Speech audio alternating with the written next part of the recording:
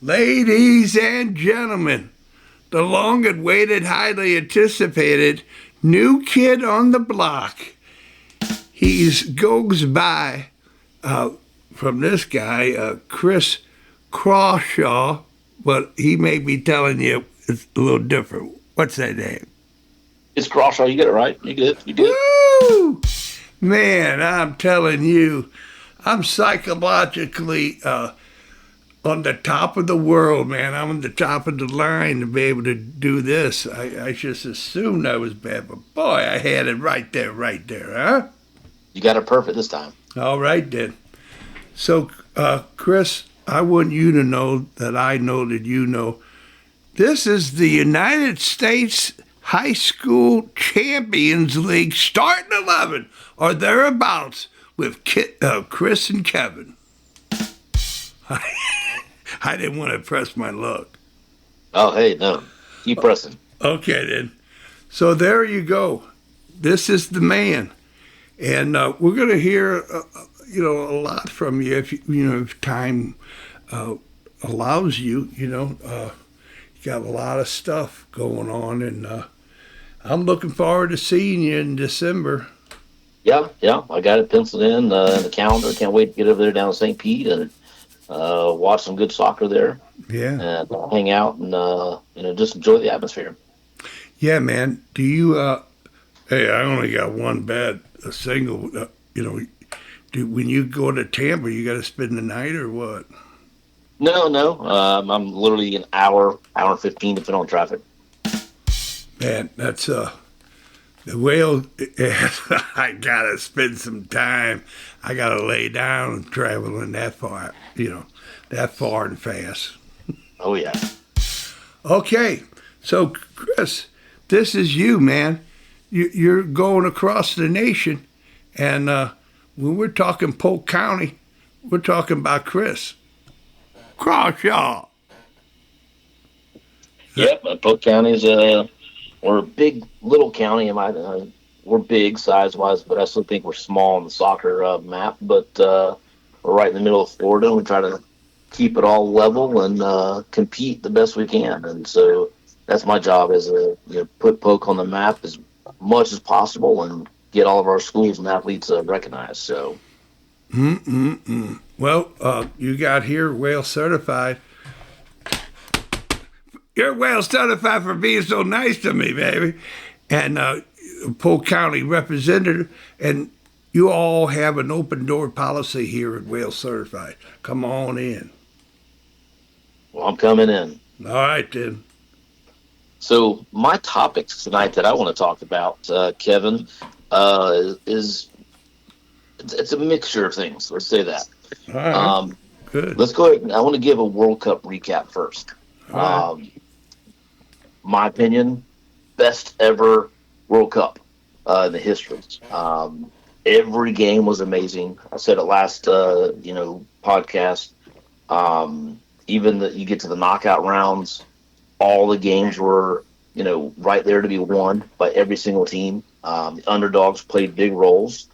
It gets down to that final four teams, and first ever time in FIFA rankings that the top four teams ever made the semifinals. They got some great matchups. Clearly Spain deserved to win, and congratulations to them. But my family's from England, so I was rooting for England. I think we lost a great chance against Argentina. We dominated that game until we scored. It just didn't work out. But then we turned around and dominated France. So we finished our highest ever World Cup since '60 when we won it. So great World Cup. A lot of mega superstars that you and I, Kevin, got to watch over many, many years that helped transform the sport, bring it to another level, all walked off the stage this year. Got big names, Modric, Ronaldo. You can continue naming them on down the line. It's the greatest of the greats are done. So it's kind of sad, who's going to carry that next mantle, But that's my World Cup recap. It's a great tournament. I was lucky enough to go down to Miami for the quarterfinals and hang out down there with England versus Norway. And Wow. what a game that was. And then just hanging out in the bars with a bunch of English fans for the semifinal. Heartbreaking that was, but still, unbelievable workup. It's going to be very tough to beat it 4 years from now, so we'll have to see. Wow. My next segment I want to talk about, because it's literally right around the corner, college soccer. Uh, a lot of new rules coming out with NCAA, the new 5-year rule. That's bottlenecking, in my opinion, a lot of recruiting for guys still trying to come in. Guys that thought they were done are getting this extra year now. Um, it's kind of sad to see where the game has gone. It's become more of an international mix, and the American kids are struggling to find their way into colleges, which is kind of sad. Back 30 years when I played, we had 18 American freshmen on my first team.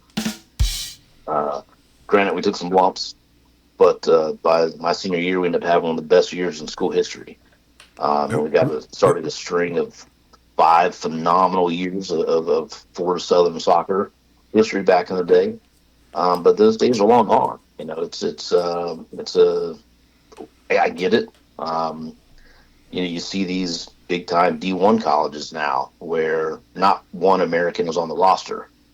So how do we change that for college soccer? How do we make college soccer the opportunity for everyone, just not the old international guys that come in, but the American kids? Is going to a full year schedule that they're talking about implementing? Is that the thing? I don't know. Is college no longer the jump start between high school to pro? It was back in my day. But we'll see. It's exciting times. Again, college kicks off here the next week or two, depending on which division you're in. My son is lucky enough to play at the same school I went to, so I'll be obviously watching him all year. I'll buy it. I'll buy it. Chris, where did he go? Where did you go? Florida Southern College, right here in Polk County. Wow. I stayed home to save my parents a lot of money. I had a lot of offers around, but for me, it was the best financial decision for my parents is where I chose. Absolutely. And my son, he went overseas for 2 years after high school to play and decided to come back and start school. So he went to Florida Southern. So that's where he's at. He's starting his 3rd year there. So super proud of him. Yeah. Hey, college soccer is right around the corner. And once college soccer gets done, we're right into high school soccer. So my next topic I want to go over is totally off topic of mainstream discussions. ADHD. My niece and my son both struggle with ADHD. I think back in the day we probably all had it. They just never diagnosed. But at a young age, my youngest son, we knew that the focus wasn't always there, and so come middle school, it really hit him hard when he had to start changing classes. And so we were lucky enough to get him into a great doctor who specializes in it. My niece is going through it as well, and she's in a school that helps with that. But I don't think there's enough awareness in the ADHD. And so these kids really struggle, and I'm blessed that my niece and my son have had some great teachers at their schools that have understood and absolutely helped these 2 kids shine. And there's not just these 2 kids, there's a bunch of them, but the battle of ADHD is real for these kids. And how do we make it better? I don't know, because I struggle as a parent myself. I come through playing at a very high level of sports, so for me, it's hard for me to see and conceive that you just can't overcome and just compartmentalize it, move on, and stay focused, because that's my whole life has been that way. So for me as a parent, I've struggled to adapt to him.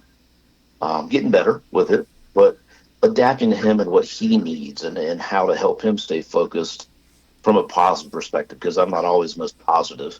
Um, but in that regard, ADHD kids are special, and they definitely deserve a huge hand because they work hard. They work harder than anybody else to try to succeed and be normal. So that was my discussion on ADHD. And again, my son now is starting his freshman year in high school.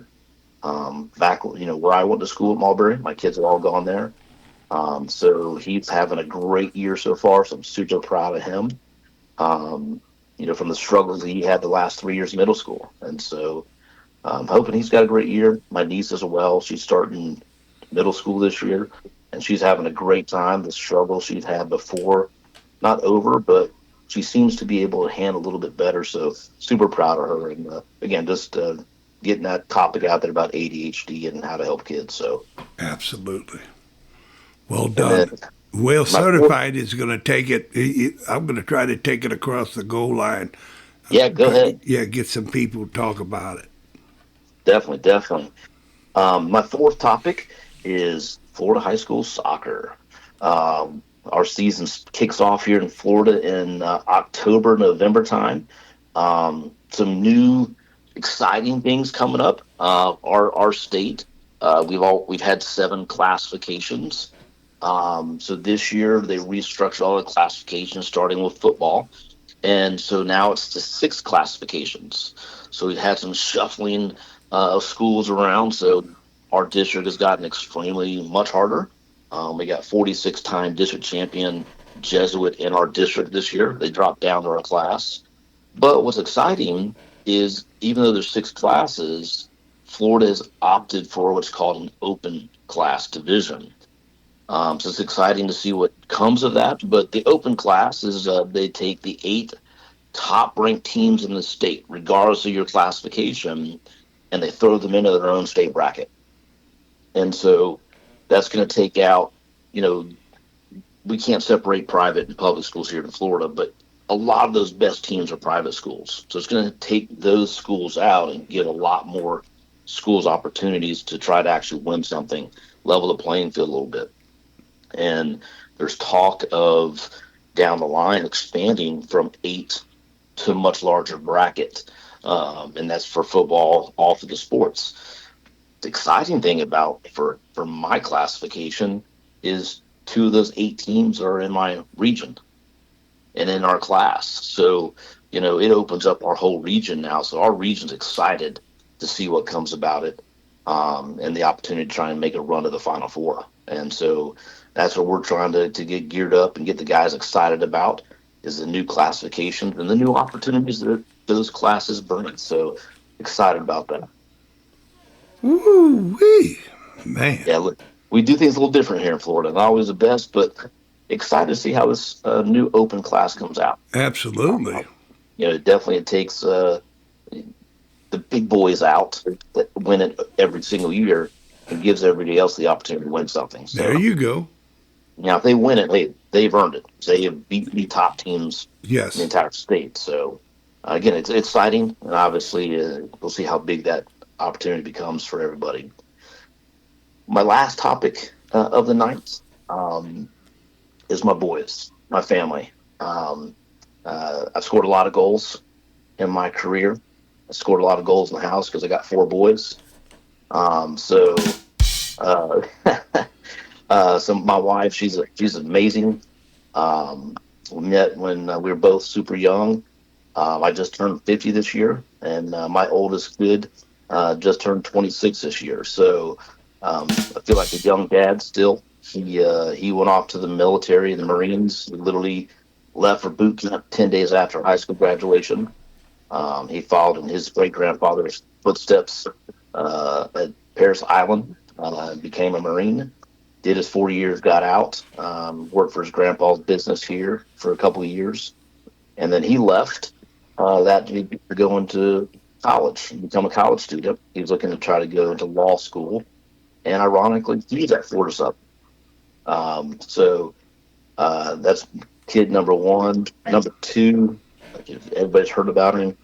He's a soccer stud. He's graduated Mulberry with 100 plus goals in a career. Second person to ever do that behind myself. Um, he's going into his third year at Florida Southern. He spent 2 years overseas playing in Argentina and Germany. So hoping for a big year for him. And ironically, kid one, kid two are scheduled to graduate the same as that time with each other. So that'll be special for Mom and I when that happens. But their season kicks off here in 10 days at home. So we'll be there, obviously, in the Crawshaw corner watching my son play.